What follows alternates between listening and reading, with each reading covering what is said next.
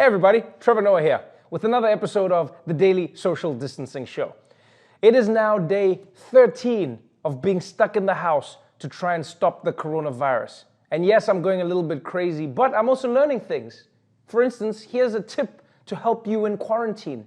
If you're alone and you're feeling lonely, all you need to do is take some pillows and you fill them up with potatoes, wrap them up in a blanket, stack them on your couch, and now you have a friend.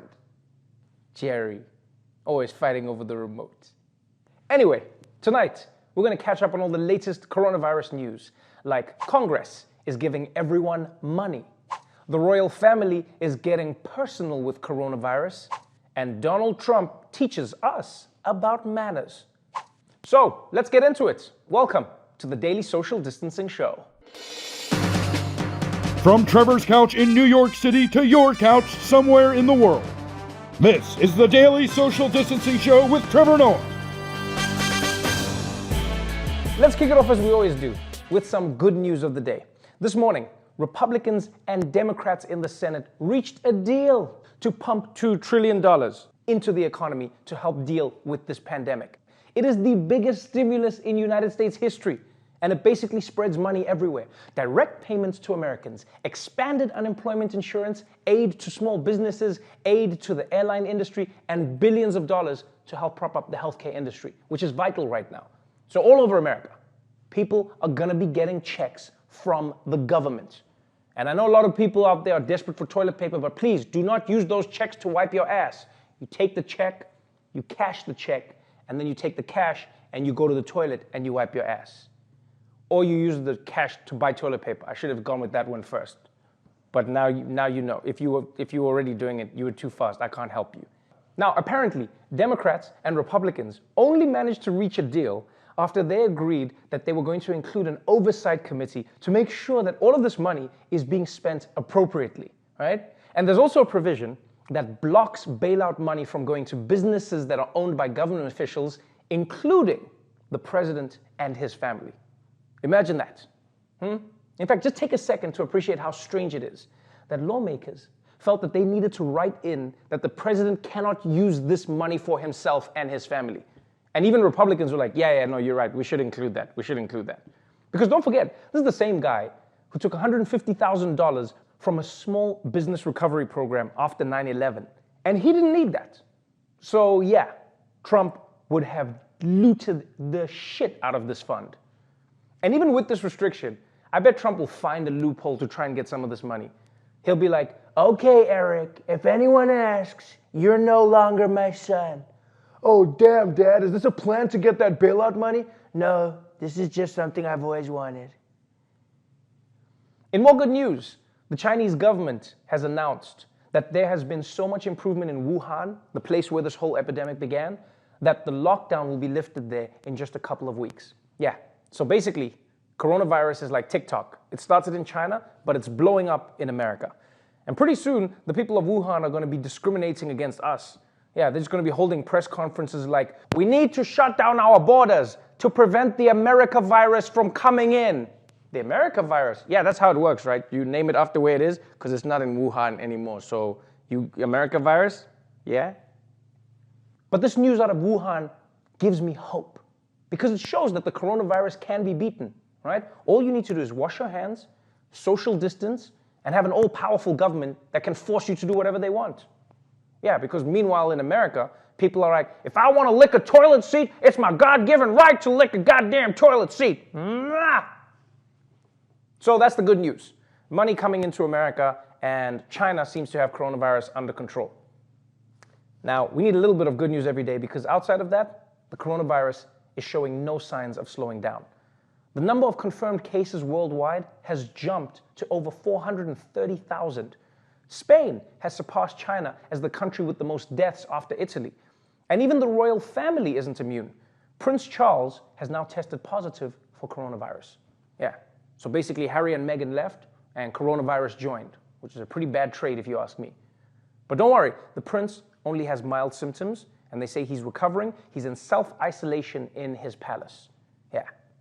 And I won't lie, the prince being in self-isolation in the palace sounds like the beginning of a very strange Disney movie. The prince was trapped in his castle until one day a fair maiden came to rescue him. Only your kiss can save me, fair maiden. Oh, a kiss? Man, you lucky if I wink at you from far. Get away from me.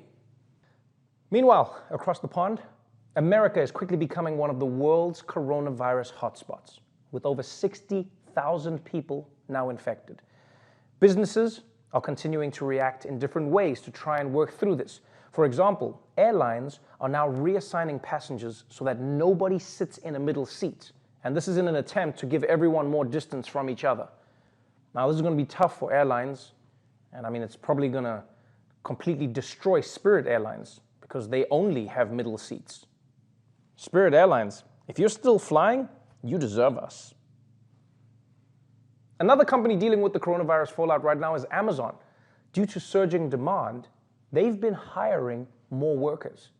And to help pay for it, Amazon is asking us, the public, to donate. So yeah, the richest company in the world, owned by the richest man in the world, is asking us for money, which, let's be honest, is some bullshit. Can someone please order Jeff Bezos a conscience? With Prime, it can arrive within 2 days. In fact, screw Amazon. They'll be asking us for money. You know what I'm going to do as a protest from now on?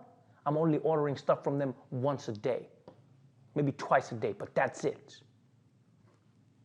But the big story today, the story that's got everybody talking, is that while more and more countries around the world are shutting down to stop coronavirus from spreading, Donald Jameson Trump is preparing for a grand opening. President Trump now says he wants to reopen the country for business by Easter, even as health officials warn the coronavirus pandemic will continue to worsen in the U.S. I'd love to have it open by Easter. Okay, I would love to have it open by Easter. I will tell you that right now. Easter's a very special day for me. And I say, wouldn't it be great to have all of the churches full? You know, the churches aren't allowed, essentially, to have much of a congregation there. So I think Easter Sunday, and you'll have packed churches all over our country. I think it would be a beautiful time. Yes, President Trump says he wants to reopen America on Easter, which makes sense. I mean, Easter is about resurrection after all. Happy Easter, everyone. He is risen. He meaning coronavirus. And I love that Trump says Easter is a very special day for him, because I'm willing to bet all 5 rolls of my toilet paper that he doesn't even know what Easter is about. Is he acting like it's special? I bet if you asked him, he'd be like, Easter is a very special time for me. It's the day a giant rabbit saved Jesus from dying on the egg. So special, folks. Now, you don't have to be a genius to see why the president's plan is alarming a lot of people right now. Right? It's not just because it seems way too early, but it's also because he's saying he wants everyone to congregate together in churches around the country, which is the worst idea possible in a pandemic. This is basically every supervillain's wet dream, right? A big event with huge crowds where everyone gets infected by a deadly toxin. Trump is like the Joker, just with more makeup. And this idea is so insane that everyone, from Democratic governors to conservative politicians to the entire field of medical experts, agrees that unless the virus is contained, people have no business gathering in large groups. And you know, it's so surreal that we ended up in a situation where the one person who doesn't understand how complex and dangerous this is happens to be the most powerful man in the world. It feels like if there was an asteroid hurtling towards the Earth, everyone would be trying to blow it up off course. And Trump would be like, I think we should give the asteroid a chance, folks. Maybe it's friendly. Look, it even has my hair. Because what's most mind-blowing about Trump's sudden impulse to get back to normal is that right now the situation is far from under control, especially here in New York, which right now has over half the country's confirmed coronavirus cases. It's gotten so bad in New York that the White House's coronavirus task force is advising that even people who left New York already should self-quarantine for 14 days, regardless of where they are in the country or in the world. And that's going to be hard for anyone who has to look after a New Yorker who's like visiting them. There's going to be people complaining about their quarantined friends, just like, he won't eat. He says the pastrami's too dry and the bagels aren't boiled. I tried ordering pizza and then he just cussed at me for 10 minutes. And with coronavirus cases not even expected to peak until 2 or 3 weeks from now, the city is already in desperate need for more hospital beds, more medical supplies, more ventilators, which literally keep people breathing when they can't do it on their own. And Governor Cuomo definitely doesn't feel like Trump and the federal government are doing enough to help. New York Governor Andrew Cuomo blasting the federal government, saying it needs to provide more medical equipment like ventilators. You want a pat on the back for sending 400 ventilators? What are we going to do with 400 ventilators when we need 30,000 ventilators? You're missing the magnitude of the problem, and the problem is defined by the magnitude. Yeah, man, I'm not going to lie. I can see why Cuomo is pissed at Trump. If you need 30,000 ventilators, it's insulting for someone to give you 400. It's like seeing someone drowning in the ocean, and instead of throwing them a life preserver, you just toss them a rubber duck. Here, at least you're entertained. Wah, wah. And apparently, part of the reason New York isn't getting enough federal help is because Trump feels that Governor Cuomo is just too mean to him. This is an actual thing. Today, the Daily Beast quotes a White House official saying, if you're good and respectful to Trump, he will treat you the same. It's that simple. And yesterday, in an interview, Trump said pretty much the same thing right out in the open. And we are doing very well with, I think, almost all of the governors for the most part. But, you know, it's a two-way street. They have to treat us well also. They can't say, oh, gee, we should get this, we should get that. Yes, you treat Trump well and he'll treat you well. Or as he would call it, a quid pro corona.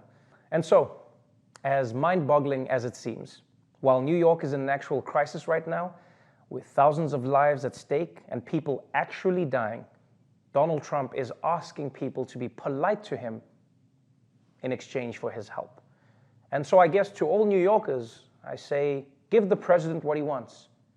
Tell him, please, Mr. President, do your mother***ing job.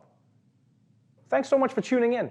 But as always, before we go, we want to ask you to please donate to nokidhungry.org to help kids get a good meal while their schools are shut down.